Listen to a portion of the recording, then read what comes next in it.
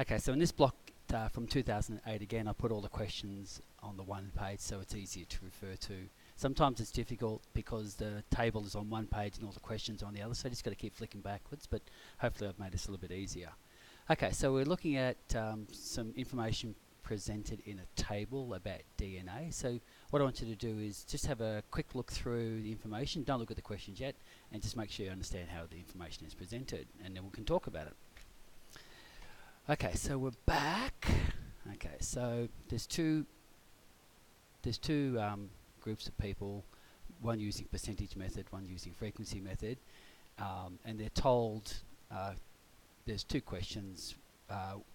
Was the crime scene DNA almost certainly the suspect? And when it was given as a percentage, people said yes, but when it's given as a proportion, the percentage went down.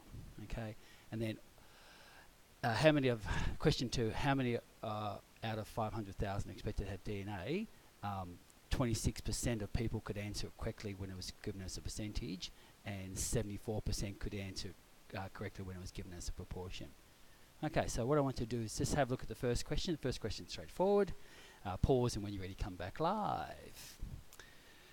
Okay, so any percentage is always divided by 100.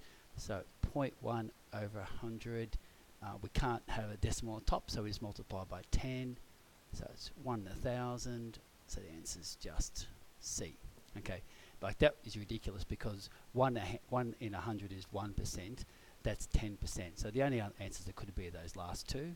So the first B was 1%, A was 10%, so it could only be C or D. Okay, so have a look at question 73. Okay, suppose DNA evidence was presented using the frequency method. Okay, that method there. So have a read through and see which one you think is the best answer. Okay, so we're looking at 8% said yes when it was presented, the DNA was presented. So this means that even if the evidence, if the DNA was correct, innocent people and guilty people are most likely to get off innocent because it's such a low percentage. Okay, that's my interpretation. There might be other interpretations, but that was my interpretation. Okay, so next question, question 3. So the question 3 is that's the question. Okay, and have a go. So we've got 500,000 people, and it doesn't matter. 0.1% and 1 in 1,000 are both the same answers. So when you've got 500,000 and it's 1 in 1,000, the answer is 500. Okay, next question, have a look at. Okay, which group is most likely to believe the crime scene was almost certainly? Okay, which group? So it's either group 1 or group 2, or could be both, or could be neither. But have a go when you're ready. Okay, so which was more likely? Again, my interpretation is that is more likely than that. And so the answer is just group A. And looking at the last question, question 76, have a read through, pause, and when you're ready, come back live. Okay, so which of the following best supports the information of those who answered question 2 correctly?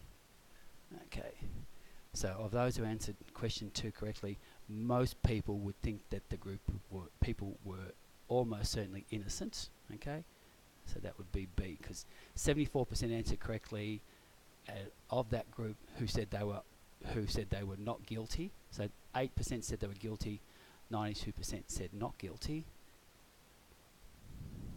So 74% predicted not guiltiness, so it was almost not certain to be part of the suspect's DNA. Okay. Thanks for that. See you next time.